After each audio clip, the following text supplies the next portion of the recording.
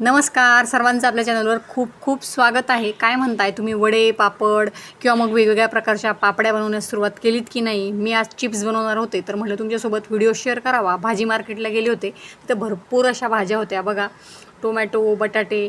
तर आता बटाटे तुम्हाला कसे निवडावे ते मी अगोदर सांगणार आहे. बटाटे निवडताना बघा, तुम्ही भाजी मंडीमध्ये गेल्यानंतर या पद्धतीने खराब असे भरपूर बटाटे असतात. असलेले बटाटे आपण घ्यायचे नाही. असे मोठ्या साईजमध्ये बटाटे आपल्याला बघून घ्यायचे व्यवस्थित, जेणेकरून आपले जे चिप्स आहेत ते खूप छान असे मोठ्या साईजमध्ये बनतात. बघा, या पद्धतीने मी ते बटाटे निवडून घेतलेले. लांबट अशा आकाराचे बटाटे आपल्याला निवडून घ्यायचे.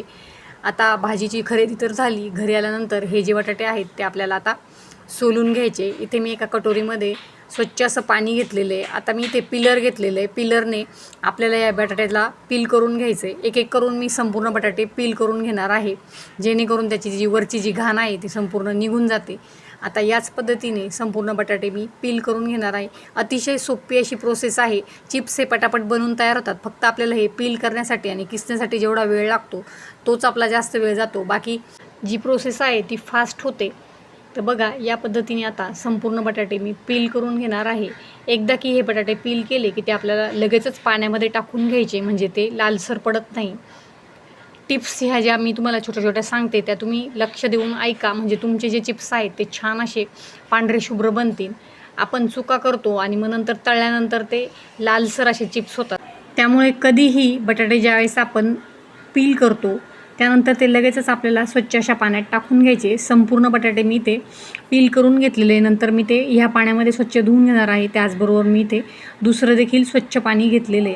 आता हे जे बटाटे आहेत ते आपल्याला किसणीने किसून घ्यायचे. आडवा आपल्याला बटाटा ठेवायचा आहे, म्हणजे आपले जे चिप्स आहेत ते खूप छान असे मोठ्या आकारामध्ये बनवून तयार होतात. तुम्ही ते बघू शकतात किती छान असे आपले हे चिप्स बनवून तयार झालेले आहे. जास्त पातळ आपल्याला हे चिप्स बनवायचे नाही आहे, नाहीतर मग काय होतं, वाळल्यानंतर ते चिकटून बसतात आणि निघत नाही, मग ते मोडतात. त्यामुळे थोडेसे मीडियम साईजचेच आपल्याला हे चिप्स बनवून घ्यायचे. बघा, याच पद्धतीने मी संपूर्ण चिप्स बनवून घेतलेले आहेत.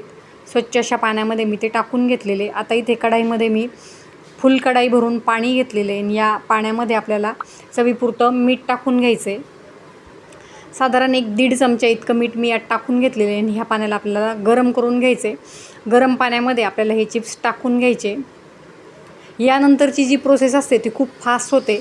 वेळ तुम्हाला फक्त बटाटे सोलण्यासाठी आणि किसण्यासाठीच लागतो. आता बघा, हे जे चिप्स आहेत ते मी 2 बॅचेसमध्ये कढाईमध्ये टाकून घेणार आहे. कढाई घेण्याचं कारण म्हणजे मोठा असा सरफेस आपल्याला मिळतो हे जे चिप्स आहे ते शिजण्यासाठी. आणि जास्त वेळ आपल्याला हे जे चिप्स आहे ते पाण्यामध्ये उकडायचे नाही, नाहीतर मग ते सॉफ्ट होऊन मोडतात. 5 मिनटाच्या आतच आपल्याला, पाणी जर गरम असेल तर पटापट लगेच हे चिप्स बनवून तयार होतात. 1-5 मिनटात बघा ते बनवून तयार झालेले आहे. शिजलं हे आपण कसं ओळखायचं, ते असे ट्रान्सपरंट होतात. लगेच आपल्याला लक्षात येतं की हे शिजून तयार झालेले आहेत. ते एका चाळणीमध्ये मी काढून घेणार आहे, म्हणजे एक्स्ट्राचं जे पाणी आहे ते खाली गळून जातं. आणि एका ताटामध्ये हे काढून घ्यायचे. तुम्ही हे जे चिप्स आहेत ते प्लास्टिकच्या कागदावर किंवा मग साडीवर देखील टाकू शकतात. खूप छान असे ते निघतात. बघा, सेकंड जी बॅच होती ती मी उरलेल्या पाण्यामध्ये टाकून घेतलेली. हे जे चिप्स आहेत ते सरळ मी साडीवर टाकलेले आहेत. खूप छान असे वाळल्यानंतर ते निघतात. कुठलेही ते निघण्यास प्रॉब्लेम येत नाही. आता संपूर्ण चिप्स मी टाकून ते उन्हामध्ये वाळून घेणार आहे. सेकंड बॅचही आणून मी ती साडीवर टाकून घेतलेली आहे. 1 दिवस फॅनखाली वाळून नंतर तुम्ही उन्हात देखील ते ठेवून घेऊ शकता.